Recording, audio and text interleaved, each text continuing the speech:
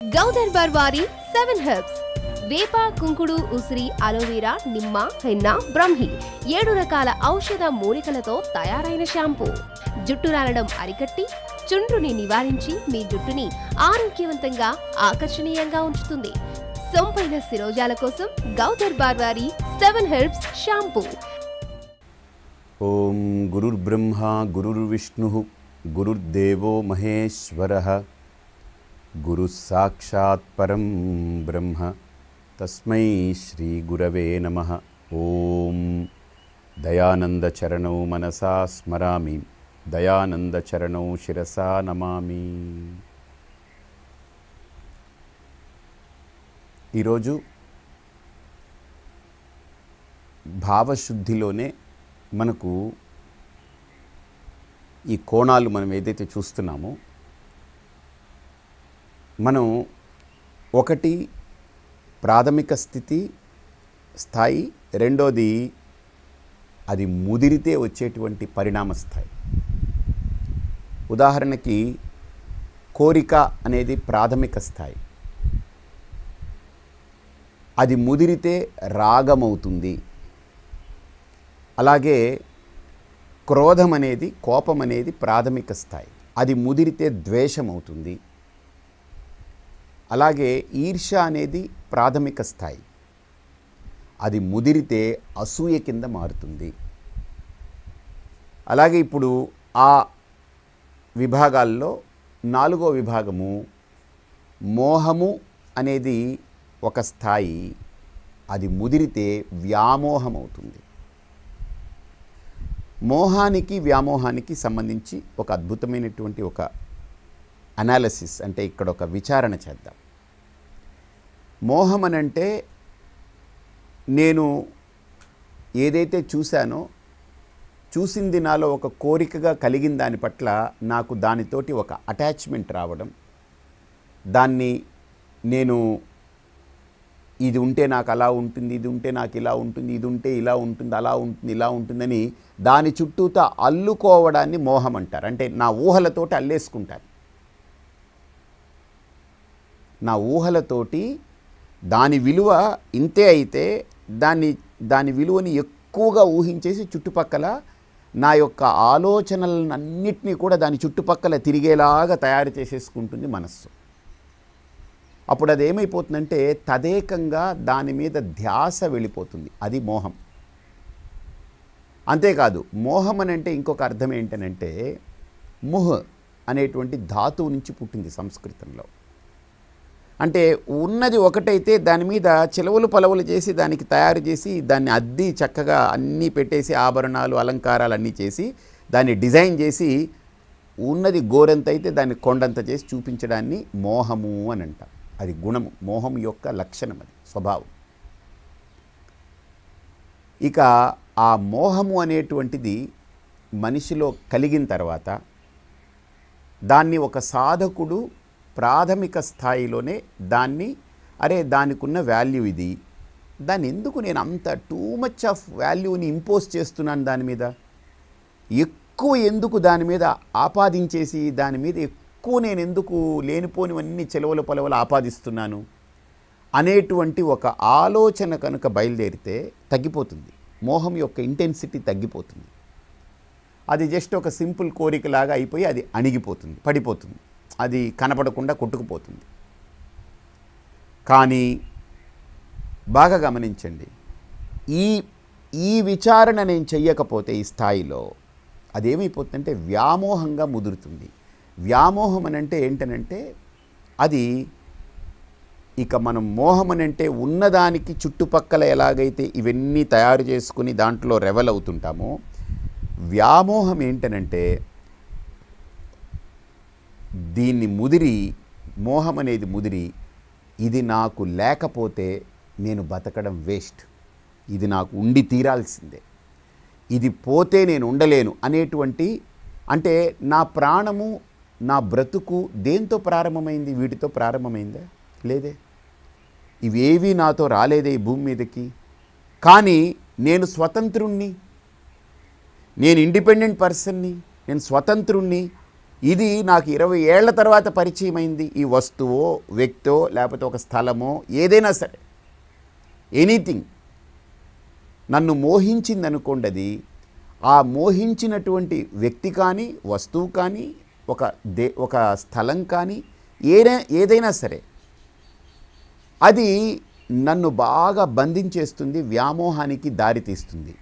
వ్యామోహ స్థితికి వెళ్ళినప్పుడు ఏమైపోతుందంటే, ఆ వ్యక్తి లేకపోతే నేను లేనండి, ఈ వస్తువు లేకపోతే నేను ఉండలేనండి, నాకు కుదరదు అసలు, లేకపోతే ఇది లేకపోతే నాకు జీవితం వేస్ట్ అంటే, ఇవన్నీ ఎప్పుడు వచ్చాయి ఒక మనిషికి ఆలోచన చేయండి. ఇప్పుడు ఒక వ్యక్తికి తాగుడు అలవాటు ఉంది, లేదా స్మోకింగ్ అలవాటు ఉంది, లేదా ముక్కు పొడి అలవాటు ఉంది, లేదా వక్క పొడి అలవాటు ఉంది. మీరు బాగా గమనించండి. ఈ అలవాట్లు ఏవైతే ఉంటాయో అవన్నీ ముందు ఒకసారి పరిచయం చేసుకుంటాడు మనిషి. పరిచయం చేసుకున్న తర్వాత అతను దానికి అలవాటు పడిపోవడం మొదలు పెడతాడు. ఆ అలవాటు కాస్త మెల్లిగా వాడిని బానిసగా మార్చేస్తుంది. ఏదైనా గుర్తుపెట్టుకుని, ముందు పరిచయము, తర్వాత అలవాటు, తర్వాత బానిసత్వం. వన్స్ మనిషి అలవాటునైనా ఆపుకోగలడు, కానీ అలవాటుని కూడా కట్ చేసుకోవచ్చు. కానీ పరిచయమైన దాన్ని ఆ రోజు ఇది వద్దు, నాకు అక్కర్లేదు, ఇది ఎందుకు, నాకు అవసరం ఏంటి, హాయిగా ఉన్నాను, ఇప్పుడు స్మోక్ చేసి నేను ఏం చేయాలి, ఆ పొగ ఊది నేను ఏం చేయాలి అంటేనండి, ఈ బానిసగా మారిపోయిన వాళ్ళు, అదొక బానిసత్వానికి అలవాటు పడిపోయిన వాళ్ళు ఏమైపోతారంటే, బానిసలైపోయిన వాళ్ళు దానికి 100 రకాల రీజన్స్ చెప్తారు. దాని నుంచి వాళ్ళు బయటికి రావడం ఇష్టం ఉండదు. దానికి 100 రకాల రీజన్స్ చెప్తారు, కారణాలు. అసలు వాళ్ళకి దొరికినన్ని కారణాలు ఎవరికి దొరకవు. మా గురువుగారు ఒక చిన్న ఉపమానం చెప్తుంటారు.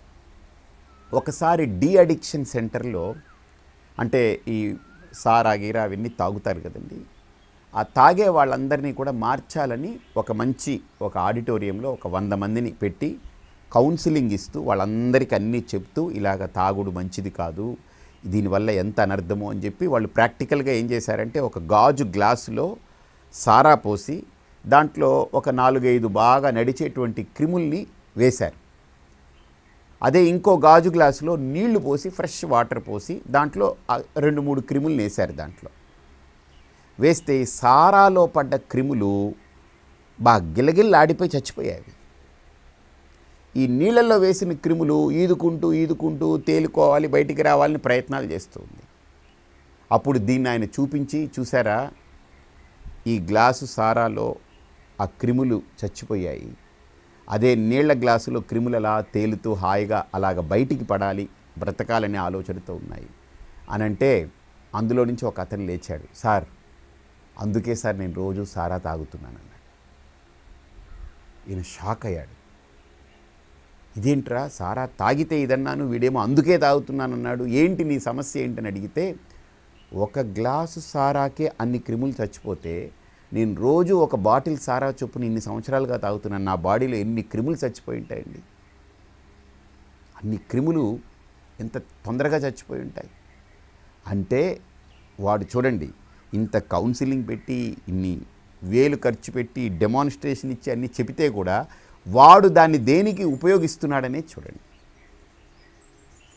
అలాగే స్మోక్ చేసే వాళ్ళు ఏంటనంటే, స్మోక్ చేస్తేనండి కొద్దిగా థ్రోట్ క్లియరెన్స్ వస్తుందండి దానివల్ల.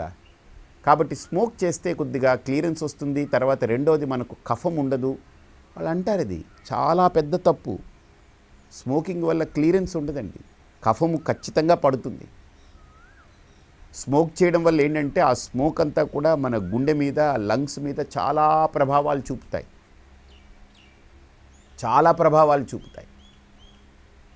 ఆయుర్వేదిక్ సిస్టంలో గుర్తుపెట్టుకోండి, స్మోకింగ్ ఉంది ఆయుర్వేదిక్ సిస్టంలో, కానీ అది పొగాకు కాదండి. అంటే మనిషికి ఆస్తమా వచ్చినప్పుడు, అంటే లోపల ఆ గాలి పీల్చుకోవడం కష్టమైపోయి, ఆ ఊపిరితిత్తుల్లో ఏదైతే ఉంటుందో కొద్దిగా లంగ్స్లో బాగా ఇబ్బంది కలిగి, కొద్దిగా ఫ్లమ్ అది చేరి ఇదైనప్పుడు, నెమ్ము చేరినప్పుడు ఊపిరితిత్తులు బాగా భారమైపోతుంది వాడికి. అలాంటి వ్యక్తికి ఏం చేస్తారంటే, ఈ ఉమ్మెత్త పువ్వులని ఉన్నాయి, మీరు గమనించుంటారు, తెల్లగా వచ్చి ఉమ్మెత్త పువ్వులు, అవి పిచ్చి పువ్వులని పక్కన పెడతారు. ఆ ఉమ్మెత్త పువ్వులు వాటి ఆకుల్ని ఎండబెట్టి పౌడర్ చేస్తారు. పౌడర్ చేసి దాన్ని ఏం చేస్తారనంటే దాన్ని ఒక పొడిలాగా చేసి దాన్ని ఒక నిప్పులు కుంపట్లో ఆ పొడి వేస్తూ ఇలా గుడ్డ వేసుకొని పీలుస్తారు. ఆ పీల్చిన పొగ లోపలికి వెళితే ఆ ఊపిరితిత్తులో ఉన్నటువంటి నెమ్మునంతా క్లియర్ చేసి ఇతనికి చక్కగా ప్రాణగాలి అంటే ప్రాణనాడి హాయిగా లోపలికి ఆ ప్రాణవాహిక క్లియర్ అయ్యి కరెక్ట్గా ఉంటుంది. అంటే ఉమ్మెత్త పువ్వు అనేది పిచ్చి పువ్వు. ఉమ్మెత్త పువ్వు అనేటువంటిది ఒక రకంగా చెప్పాలంటే అది పాయిజనస్ కేటగిరీ కింద వస్తుంది. విషపూరితమైనటువంటి ఆకులు పుష్పాలు వాటి స్థాయిలోకి వస్తుంది. లైక్ జిల్లేడు కానీ ఇంకోటి కానీ ఇవన్నీ కూడా గన్నేరు, జిల్లేడు, ఉమ్మెత్త ఇవన్నీ కూడా మనకు అవి మనం డైలీ యూసేజ్ కాదు. మనం చేత్తో కోసుకున్న తర్వాత దాన్ని అంత సింపుల్గా వాష్ చేస్తే కరెక్ట్ కూడా కాదు. అది అంత ప్రతి మచ్ జాగ్రత్తలు తీసుకోవాలి దాన్ని. అలాంటి ఉమ్మెత్త పువ్వులు దాన్ని కోసి ఎండబెట్టి పౌడర్ చేసి దాన్ని గాలి పీలిస్తే లోపల ఊపిరితిత్తుల్లో చాలా చాలా రిలీఫ్ వస్తుంది. బాగా గుర్తుపెట్టుకోండి. అది ఆయుర్వేదిక్ సిద్ధాంతంలో ఉంది, ఆయుర్వేదంలో చెప్తారు.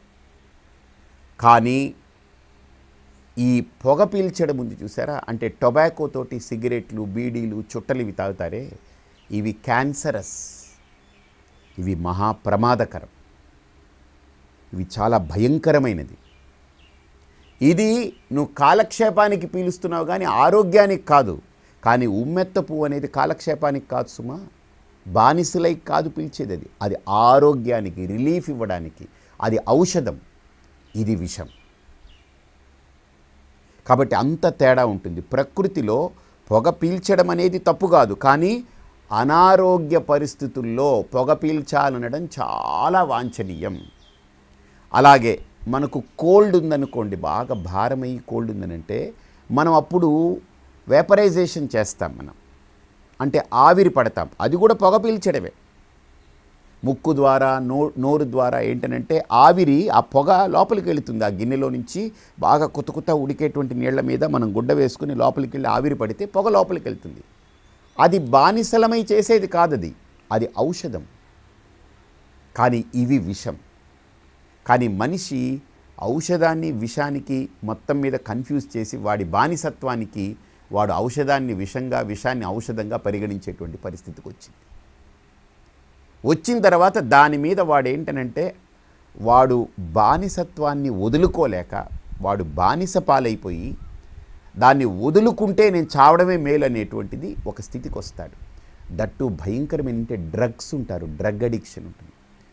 అది అలవాటు పడిన తర్వాత మనిషి దానికి బానిసైతే ఒక నరకం, వాడు ఒక నరకం చూస్తాడనమాట. నరకం అనే స్పెల్లింగ్ రాస్తుంటాడు వాడు. నరకానికి స్పెల్లింగ్ వాడు రాస్తాడు, కరెక్ట్గా చూస్తుంటాడు. అది ఈ కొకెయిన్స్ అంతా కూడా గుర్తుపెట్టుకోండి, మన టొబాకోలో ఉండేది కానీ అలాగనే మనకు బీడీల్లో, చుట్టల్లో, సిగరెట్లో వాడేది కానీ, నశ్యం పొడి కానీ, అలాగనే మన అంటే ముక్కు పొడి పీల్చేటువంటిది, అలాగనే డ్రగ్స్ కానీ, ఇవన్నీ కూడా ఏం చేస్తాయంటే డైరెక్ట్గా వెళ్ళి మన బాడీలో ఇంకుకు పోయి బ్రెయిన్ మీద యాక్ట్ చేస్తుంది. తర్వాత ఆయా అవయవాల మీద అది పూర్తిగా దాని శక్తిని హరించేస్తూ ఉంటుంది, కొద్ది కొద్దిగా. దానివల్ల చచ్చిపోతాడని కాదు, దానివల్ల వాడు బతికుండి చస్తూ బతుకుతుంటాడు. వాటి వల్ల చచ్చిపోతే పర్వాలేదు, తీసి అవతల పారేయచ్చు. కానీ వాడు బతుకుతూ చస్తూ బతుకుతుంటాడు క్షణక్షణం. వాటిని తీసుకోకుండా ఉండలేడు, వాటిని వదిలిపెట్టి ఉండలేడు, వాటిని తీసుకొని వాడు బతకలేడు. చూడండి, ఇది వాడికి నరకప్రాయమైపోతుంది. ఎందుకు దాన్ని బాడీకి అలవాటు చేయాలి? ఎందుకు పరిచయ స్థాయిలోనే అరే ఇది ఎందుకు నా శరీరానికి అక్కర్లేదు, బస్ దట్స్ ఇట్, ఫినిష్. అక్కడే మనిషికి ఆ ఆపరేషన్ ఆఫ్ బ్రెయిన్ అది జరగాలి. ఆ బుద్ధి కుశలత అక్కడే బ్రెయిన్ పనిచేయాలి. అందుకనే ఈ మోహం అనేది ఏం చేస్తుందంటే ఇది దీనివల్ల అది ఇదేని లేనిపోని అపోహలు కల్పించి ఒక దాని చుట్టూతా అది ఎలాగైనా నాకు కావాలనేటువంటి ఒక అటాచ్మెంట్ని తీసుకొచ్చేస్తుంది. తీసుకొచ్చిన తర్వాత వ్యామోహం కింద కన్వర్ట్ అయిపోతే నేను దానికి బానిసనైపోతాను. వన్స్ ఒక్కసారి నేను బానిసనైపోతే, నేను దానికి స్లేవ్ అయిపోతే, ఇంకా ఆ స్లేవరీ నుంచి నేను బయటపడడం చాలా కష్టం. ఇంకా అది లేకపోతే మనం లేమనేటువంటి ఒక స్థితికి వచ్చేస్తే చాలా మనిషి బలహీనుడైపోతాడు. ఎప్పుడైతే బానిసలమయ్యామో మనం బలహీనులమైపోయాం, గుర్తుపెట్టుకోండి.